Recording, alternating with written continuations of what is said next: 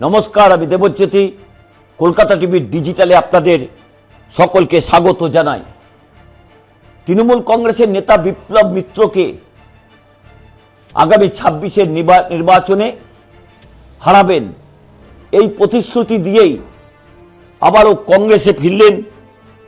তৃণমূল কংগ্রেসের দলবিরোধী কাজ থেকে জন্য যাকে বহিষ্কার করা হয়েছিল, সেই হরিরামপুরের শুভাশিস পাল, তিনি গত কয়েকদিন আগেই তৃণমূল কংগ্রেস থেকে তাকে বহিষ্কার করা হয়েছিল। তারপরে তিনি আবারও কংগ্রেসে ফিরেছেন। তার হাতে কংগ্রেসের পতাকা তুলে দিয়েছেন বর্তমান রাজ্য সভাপতি। এখন প্রশ্ন উঠছে, হঠাৎ করে কংগ্রেসের এত হাল খারাপ হলো কেন? যাকে তৃণমূল কংগ্রেস বারবার 3বার বহিষ্কার করেছে, সেই নেতাকে কেন কংগ্রেস দলে ঠাঁই দিল, তা নিয়ে যথেষ্ট প্রশ্ন উঠছে। 3বার বহিষ্কার করে তৃণমূল থেকে, একবার দল থেকে তাড়িয়েছে কংগ্রেসও। সেই কংগ্রেসেই আবার ফিরতে চাইছেন এই হরিরামপুরের পুরনো এক নেতা, তার নাম শুভাশিস পাল। দক্ষিণ দিনাজপুর জেলার হরিরামপুরে তার বসত বাড়ি। তবে বেশ কয়েকদিন ধরে তিনি কিন্তু শারীরিকভাবে অত্যন্ত অসুস্থ ছিলেন এবং অসুস্থ থাকার পর হঠাৎই বেশ কিছুটা শারীরিকভাবে সুস্থ হবার পর সে শুভাশিস পালকে আবার তৃণমূল কংগ্রেস যাকে বহিষ্কার করেছিল তাকে কংগ্রেসে টেনে নিলেন। শুক্রবার প্রায় 150 কংগ্রেস কর্মীদের নিয়ে তিনি প্রদেশ যে অফিস রয়েছে বালুরঘাটে, সেখানে শুভঙ্কর সরকারের হাত ধরে কংগ্রেসে ফিরেছেন। তবে একে তৃণমূল কংগ্রেস মোটেই পাত্তা দিতে চাইছেন না। তৃণমূল কংগ্রেসের নেতা এবং রাজ্যের মন্ত্রী বিপ্লব মিত্র বলেছেন, ওর পাশে 5টা লোকও নেই। যাদের তিনি যোগদান করিয়েছেন তারা বালুরঘাটের কংগ্রেস কর্মী হিসেবেই পরিচিত।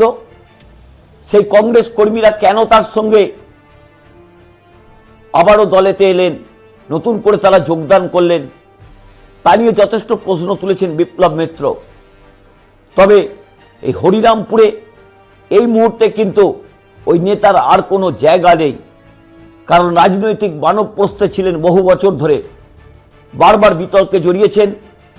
তৃণমূল কংগ্রেস তাকে অত্যন্ত গুরুত্ব দিয়েছিল, একসময় তাকে কর্মাধ্যক্ষ পর্যন্ত করেছিল, একসময় কোঅর্ডিনেটর পর্যন্ত করেছিল।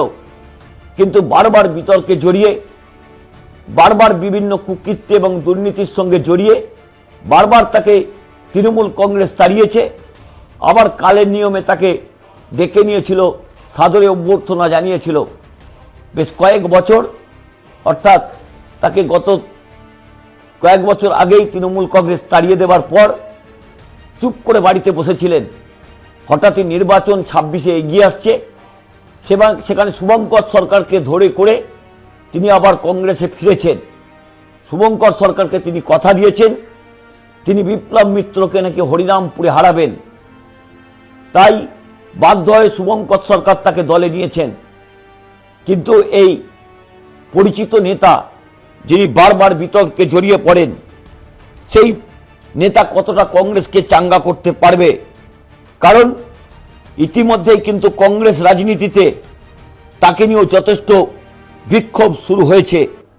কারণ দলের যারা পুরনো কংগ্রেস কর্মীরা রয়েছেন তারা কিন্তু তীব্র কটাক্ষ করছেন এই কংগ্রেসে নতুন করে তাকে যোগদান করানো নিয়ে। তবে এই শুভাশিস পালের এখন আর সেই গ্রহণযোগ্যতা নেই। তিনি যে রাজনৈতিক সৈনিক হিসেবে তৃণমূল কংগ্রেসে কাজ করতেন, তা এখন কালের নিয়মে অতীত। কিন্তু শুভাশিস পালকে নতুন করে নিয়ে আসার ফলে তৃণমূল কংগ্রেস বলছে যে পুরনো মদকে নতুন বোতলে ভরে কংগ্রেস তাকে আবিষ্কার করেছে। কিন্তু এই আবিষ্কারের ফল হরিরামপুরে যে কার্যত শূন্য হবে, সে কথাই বলছে তৃণমূল কংগ্রেসের স্থানীয় নেতৃত্ব। তবে বিপ্লব মিত্র তিনি কিন্তু কোনো মতেই পাত্তা দিতে চাইছেন না। তিনি বলছেন লস্ট কেস, তাকে নিয়ে কোনো আলোচনাই তারা করতে চান না।